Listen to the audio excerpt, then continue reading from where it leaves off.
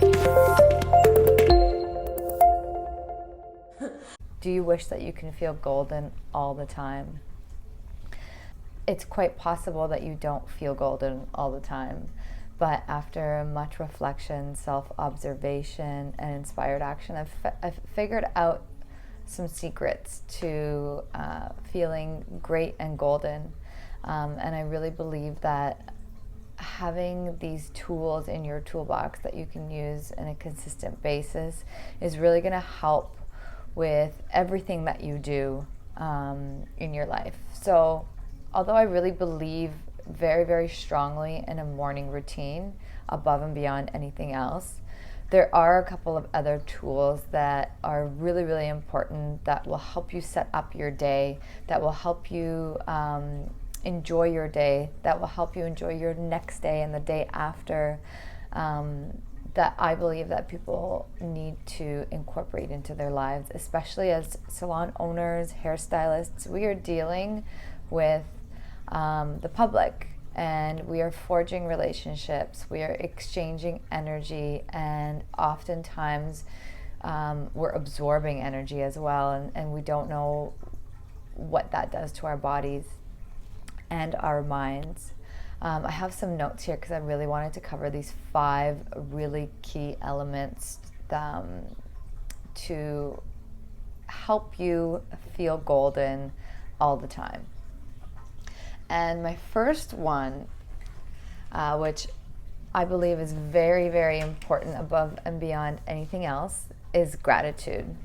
Gratitude is something that needs to be practiced. It's not something that we were born to know or to do, and it needs to be consistent.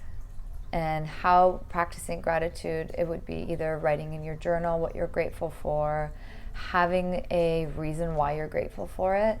It could be as simple as I'm grateful for my blanket because it keeps me warm, and maybe some people don't have blankets.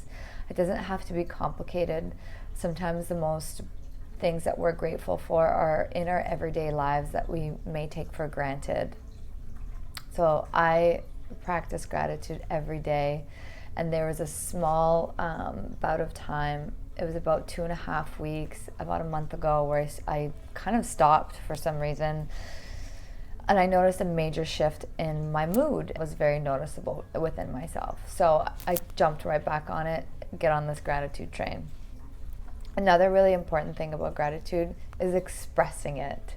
Gratitude's great. I read this quote once. It was like, gratitude is like wrapping a gift or a present and not giving it to somebody. So expressing your gratitude is so important. You may brighten up somebody's day that may have been having a shitty day, or somebody that is always in your environment that does so much for you, but you just don't realize it. Express that gratitude to them. So the scientific part of gratitude is that it actually helps build new neural pathways in your mind. So we are conditioned to think negative all the time. Anything that comes up, we're always going to the negative. Oh, life's over. This is happening. That's happening. Everything's fight or flight. Gratitude helps you get into the present moment. It helps you build new neural pathways so that you have an option to choose a different way of thinking. That's not a false positive, which I think is a whole other topic. So number 2, which is also very important, is non-negotiable self-care time. Now, this is time that you carve out for you to enjoy the things that you like, and it has to be non-negotiable so that you can indulge in things that you love. It could be painting, it could be walking, it could be meditating, it could be yoga, it could be learning, it could be reading. Anything that you love that brings you joy, you have to carve out some non-negotiable self-care time and self-love time. And even if you are living by yourself or you're single, I still believe that this is something that should consciously be executed, because it's very easy to go into autopilot with your own self-care, self-love time. if you don't carve it out. You can just be like, oh, every day is self-love day. But is it? Are you consciously doing it? Are you carving out time to be like, this is the love that I'm going to give to myself. This is the care that I'm going to give to myself. Because yeah, you may be like taking a bath, but maybe you take baths every day, and that's not something that's conscious. So I really, really encourage the self-care, self-love, non-negotiable time. Single, not single, with or without people, carve out that time. The third really important thing is daily self-evaluation. Now, this was something that I was doing once in a while, but I've been very active with it. And this is just basically taking inventory of your day. Things that made you happy, things that you could celebrate, things that didn't go so well, things that you learned, memories that you can like stamp into your memory bank, that could stand out for you, because there's so much that happens in our day. There's so much that happens in our week, and we tend to forget it because we are just moving all the time. So really encourage this self-evaluation. And some questions are, what brought me joy today? What were some challenges I faced? What went well for me today? What didn't go so well for me today? What are some of the successes that I had? What is a beautiful memory? And what was a gift? You don't have to answer all of them. Maybe you just answer one or two, but try to have some opposing ones so that you can have a more balanced observation of what's happening in the environment of your mind, the environment of your heart. And when your mind and your heart are not aligned, that's where things are unbalanced. So I really encourage this. The fourth important thing is practice selflessness. This is something that, again, is a practice, because we are not trained to be so generous with ourselves, our time, our money, our efforts. Selflessness is about doing something for someone just because. Not because you want recognition, not because you want something in return, but think of selflessness as like a piggy bank, where it's like filled with karma, and you're just putting it in there, and it's going to eventually expand. And this selflessness can lead to self-fulfillment, because when you bring joy to others, when you're helping others, you're raising their vibration, and you're also keeping your vibration very high.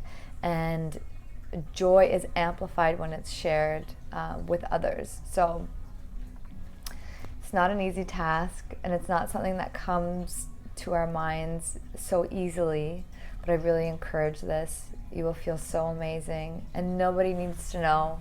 You don't need recognition for it. You don't need like a big party. You don't need to do anything big. Little small acts can make major shifts. So get out there and do something for somebody. And number 5, this is super important. I talk about this a lot in my circle of friends and my connections and the people that I am around all the time. Maybe not so much on my page, but eat foods that will feed your mind. A fun fact is that 90% of our serotonin is produced inside our digestive tract. Just let that sit in for a minute. Serotonin is that feel-good hormone that we build when we're sleeping, if you're getting a good sleep. And chances are sometimes we're not getting good sleeps because we're always on our phones. There's always so much input.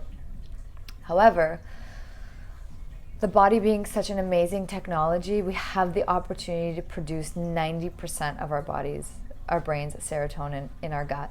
And that's why they say your gut is your second brain.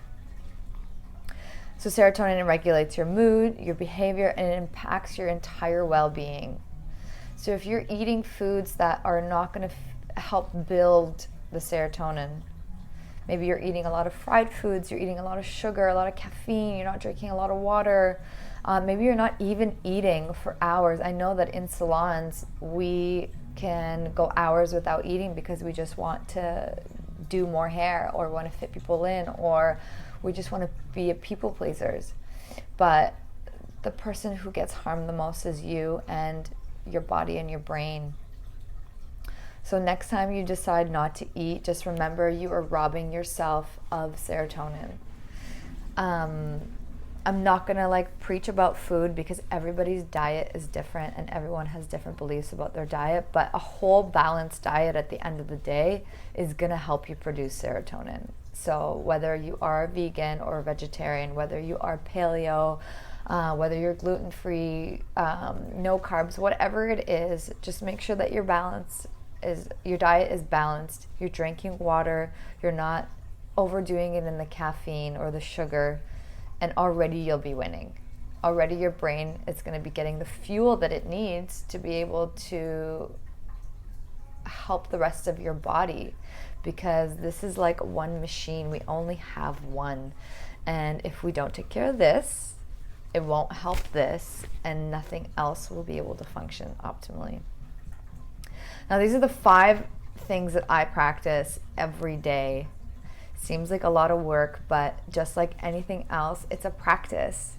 Just like you learn how to ride a bike, or you learn an instrument or anything, whatever the case may be, it's a practice. It's not something that we were born to do. So I'm just going to do a little recap.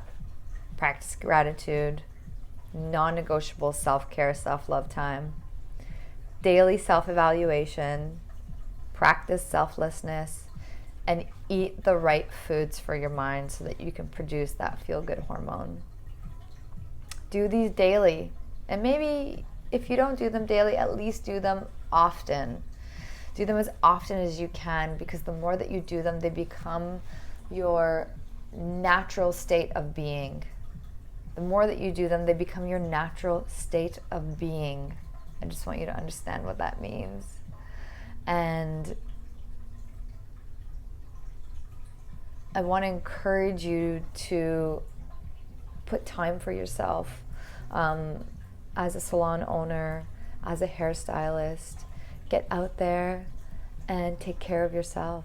Sorry, not get out there. Go in there and take care of yourself, because there's only one of you, and we need you around because you're special and you're magic. And the more that you take care of yourself, the more that you can take care of others and help others get to where they need to go.